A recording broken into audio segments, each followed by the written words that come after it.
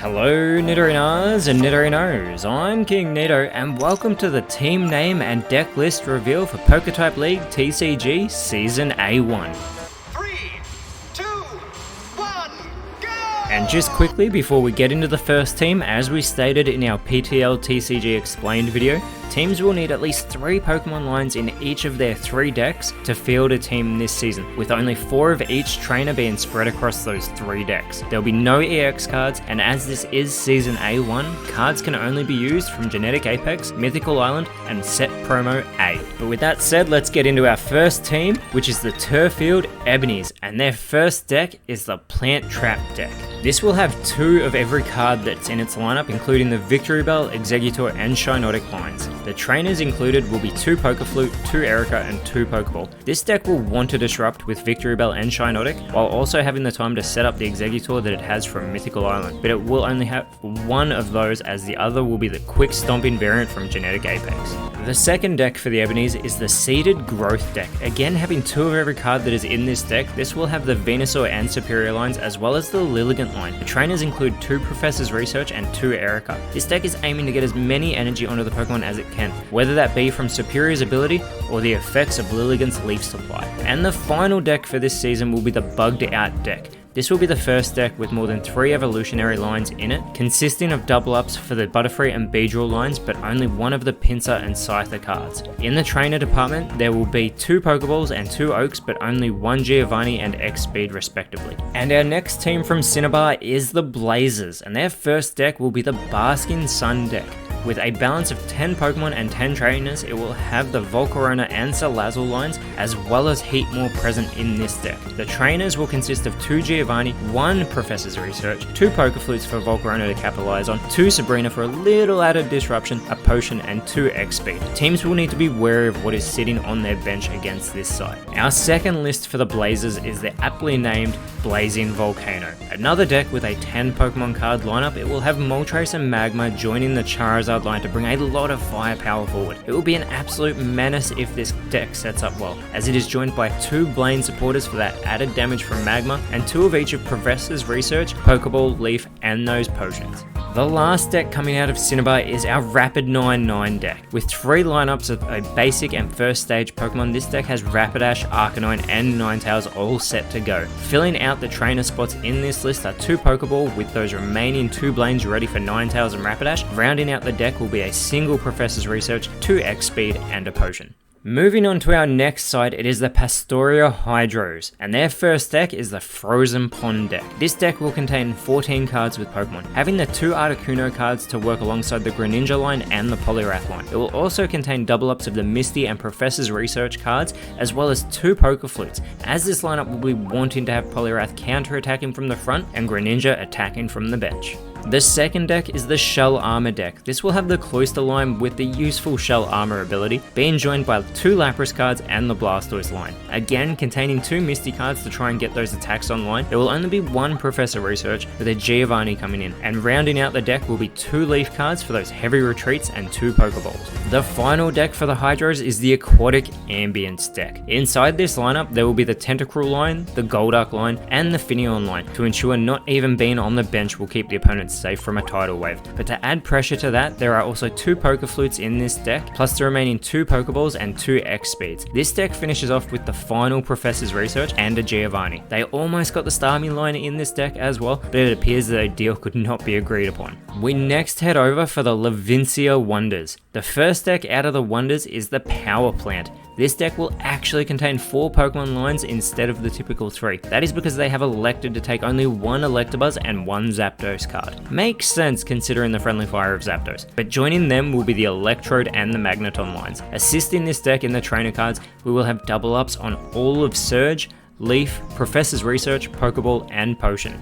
Our next theme deck will be the Static Web deck. Again, going with a 4 Pokemon lineup, we will get to see doubles for the Galvantula and Electros lines, but only single cards of Dedenne and Pincurchin. And along with that, we will see 2 Pokeball, 2 X Speed, 2 Potion, and to add to the control and disruption that this deck looks for, there will be 2 Sabrinas. The last Wonder deck is Surging Sparks. Having the traditional 3-line roster, it will be Raichu, Zebstrika, and Heliolisk line cards, each having 2 of them in this deck, with more double ups in Surge, X Speed, Professor's Research, and Giovanni for just that little bit of added damage. And from here we go over to the Levere Constrictors, whose first deck will be the Sentinel Clones, as they will have that Mewtwo that they try to get online with the assistance of Gardevoir looking to set it up, and helping to slow down the opposition in doing so, it will be the Golurk line appearing in this deck, whilst being powerful in its own right. Also aiming to help in that setup will be 2 Mythical Slabs, 2 Professor's Research, and 2 Pokeballs to empty the deck as quickly as possible, with 2 Giovanni just for a little additional damage.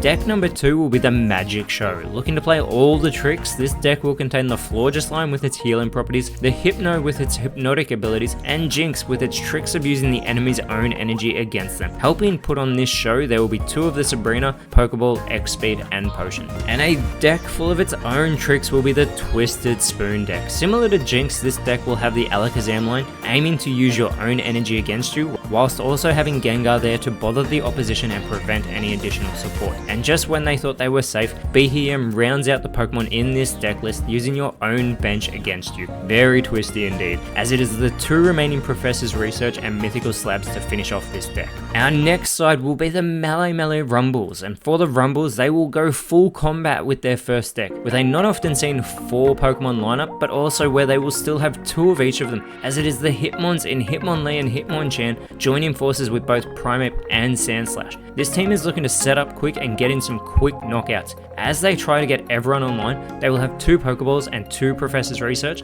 as well as 2 X Speed for those swift tags in and out, with the last cards being a single Pokeflute and Potion. A little less speedy is the Rocky Boulders deck. Aiming to set up both the large Golem and Onix cards, this deck will also have something a little more speedy in the Mienshao cards, but as an assist to help with both Golem and Onix, it will be 2 Brock cards in this deck, as these 2 will want to bring their massive power.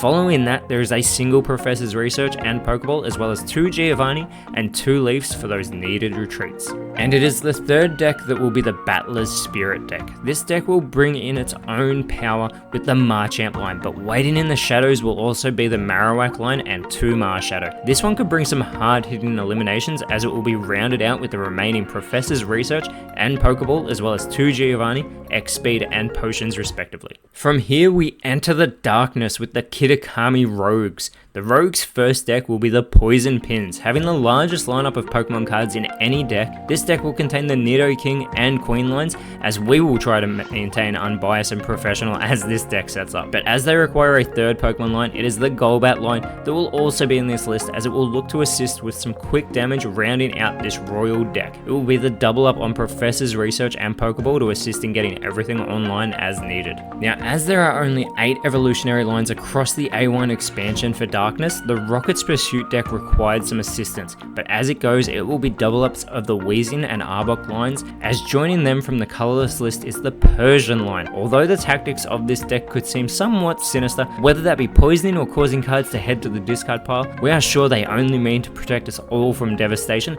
as they will be using 2 Koga and Giovanni, along with a Professor's Research and Pokeball rounding out the deck with 2 X Speed. And finishing off our Rogues gallery will be the Toxic Energy deck. This deck will be looking to poison the opposition before it does maximum damage with the Scolipede and Muck lines, with the assistance of their own cool cat in Liepard. Also, why are so many cat lines Dark type? What are Pokemon trying to say? Anyway, also in this deck list, they use the 2 remaining Koga to work with Muck, plus a single Professor's Research, Pokeball, Potion, and X Speed. From here, we take it over to the Petalburg Razors. As any good journey would have it, our first deck for the Razors is the Early Routes deck. Having 2 of each, the Raticate, Pidgeot, and Fearow lines, these encounters will want to cause issues, whether it be in their quick ability to set up, or by dragging different Pokemon onto the field, or ridding them of their crucial energy. Adding to this quick movement will be the 2 X Speeds, as well as as 2 Professor's Research and 2 Potions. For the Razor's second deck, we will adventure into the Safari Zone. This deck will actually have 5 different lines of Pokemon using a single Lickitung and Chansey with their bulk and slower setup, but we will have double ups on Kangaskhan, Tauros, and the Dodrio line. With all of the base Pokemon in this deck, it is understandable that they have their 2 Pokeballs as well as 2 Professor's Research with a variety of retreats. There is the single Leaf and X Speed, with 2 Sabrina and Giovanni to finish off this list. The Razor's final deck will be the Wake Up Call. This deck will have a single Snorlax for that hard but sturdy setup, and in the clouds will also be doubles of the Chinchino and Wigglytuff lines before rounding out with the Farfetch'd for that added slap. With the 4 base varieties in this deck, they've got the 2 remaining Pokeballs as well as 2 Leafs and 2 Potions with a single X-Speed before finishing it off with those final 2 Giovannis. And for the final team in Season A1, it is the Holon Allies. Now, as explained in our PokeType League TCG Explained video, if a type does not have enough Pokemon to make up 3 decks where they require at least 7 evolutions of that type, they will be absorbed into our Delta type team, the Holon Allies, as those types don't have enough funding, and for 2 types that is the case. But with that, the Holon Allies are about Pokemon who also change types and having multi-type decks.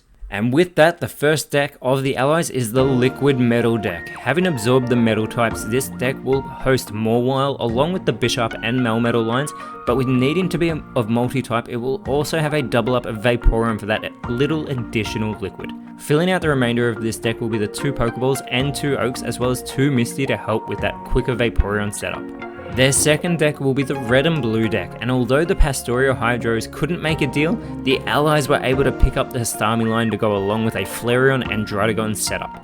This varied deck will have the capabilities to stall and get online quick if other decks are not careful. To add to this, having 2 of each of their trainer cards, it will be X-Speed, Pokeball, Sabrina, and fittingly, Blue and Red card. And the last deck for not just the Holon Allies, but for Season A1, it is the Dragon's Frost.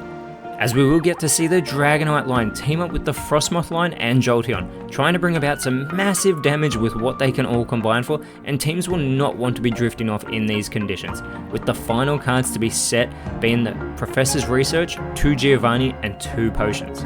But with that said, Nidorinos, thank you so much for watching.